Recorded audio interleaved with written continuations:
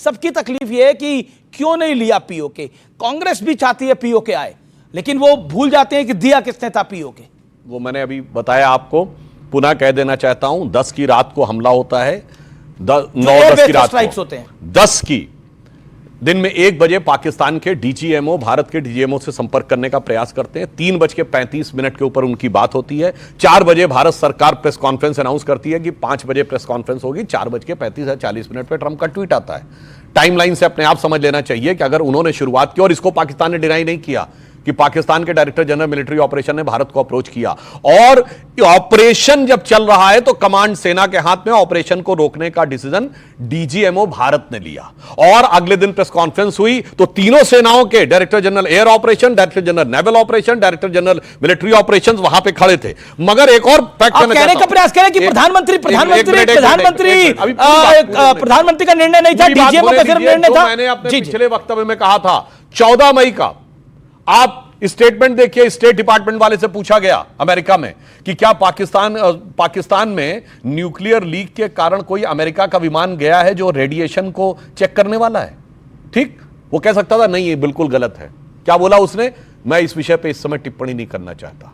इसके बाद भी किसी को समझ में नहीं आ रहा है कि क्या हुआ है। और रही बात इसकी सिंधु समझौते के ऊपर, एक बात कहना चाहूंगा, सिंधु का समझौते पर भारत दृढ़ है और उस पानी को रोका। जिनको लग रहा है सीज फायर, ऐसे नहीं साहब, ये मंजिल नहीं है, ये मील का पत्थर है। और जो हमने किया है मोदी जी के नेतृत्व में, एक पंक्ति में कहना चाहूंगा कि दरिया का सारा नशा उतरता चला गया। पानी वहां कम हो रहा है ना, दरिया का सारा नशा उतरता चला गया। वो मुझको डुबाता रहा और मैं उभरता चला गया। अरे मंजिल समझ के बैठ गए जिस पे चंद लोग, अरे दूसरी सरकारें होंगी जो रुक जाती होंगी, मंजिल समझ के बैठ गए जिस पे चंद लोग, मैं ऐसे कितने ही रास्तों से गुजरता चला गया। जी, लेकिन यह बात तो सच है कि 54 साल बाद भारत ने पाकिस्तान में घुस के स्ट्राइक करा। और आतंकी हमले तो पहले भी होते थे, मोदी के आने से पहले भी आतंकी हमले होते थे, लेकिन इस तरह से जवाब नहीं दिया जाता था। 71 के बाद पाकिस्तान ने डायरेक्ट भारत से कोई लड़ाई नहीं लड़ी, लेकिन आतंकवाद वो फैलाता रहा। आतंकवाद के खिलाफ यह मोदी की निर्णायक लड़ाई है, और इसमें भी रामगोपाल यादव आपके नेता जाति ढूंढ रहे हैं। देखिए, मैं आज सिर्फ पाकिस्तान बनाम भारत की बात चल रही है, तो मैं भाजपा बनाम समाजवादी या विपक्ष की बात नहीं करूंगा। मैं इसलिए नहीं करूंगा कि आज खुद कि सीज हुआ है तो इसका जश्न क्यों मनाया, तो मैं अखिलेश जी ने बोला ना। देखिए माननीय नेता अखिलेश यादव जी ने जो बात बोली है, वो एक सैनिक स्कूल के पढ़े हुए, उनके वालिद मोहतरम रक्षा मंत्री रहे, और हमारे सिन्हा साहब जानते हैं, मेजर साहब, कि पाकिस्तान को 3 किलोमीटर अंदर घुसेड़ दिया था जब वो रक्षा मंत्री थे। हमारी सेना पे जो सवाल की बात हो रही है, किसने कहा था कि सेना से ज़्यादा मेहनत तो व्यापारी करते हैं, सेना से ज़्यादा कुर्बानी तो व्यापारी देते हैं।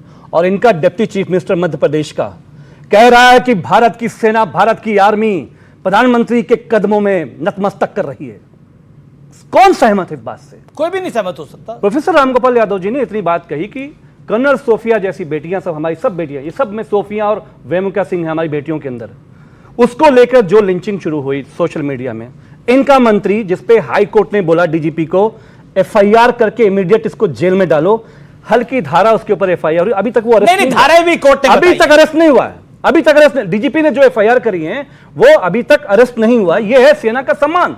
हम अभी भी यह कहना चाहते हैं आदरणीय प्रधानमंत्री जी से कि आपको जो शक्ति मिली एलओपी आदरणीय राहुल जी की, माननीय अखिलेश यादव जी की, as the 3rd largest party in Lok Sabha, हमने कहा कि पाकिस्तान को यह पहला ऐसा समय है जब पूरा देश आपके साथ खड़ा है, पूरा विपक्ष आपके साथ खड़ा है, पूरा पक्ष आपके साथ खड़ा है।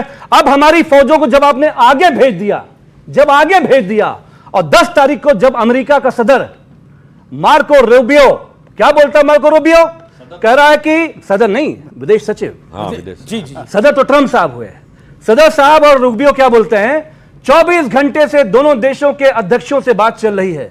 हम ये पूछते हैं कि जब हमारे मेजर साहब की हमारी फौज जब आगे जा रही है, दुश्मनों से के एक आतंकवादी ठिकानों को नेस्त नाबूद करने के लिए, भारत का कौन नेता था जो डोनाल्ड ट्रंप से बैठ के सीज फायर की डील कर रहा था, जब पूरा देश चाह रहा था कि पाकिस्तान ऑक्युपाइड कश्मीर बर्बाद हो जाए? कौन नेता था वो? इस देश को समाजवादी पार्टी की तरफ से हम कहना चाहते हैं, इस देश को लीड करने के लिए हमें लीडर चाहिए, इस देश को डील करने के लिए डीलर नहीं चाहिए हमें। Okay okay okay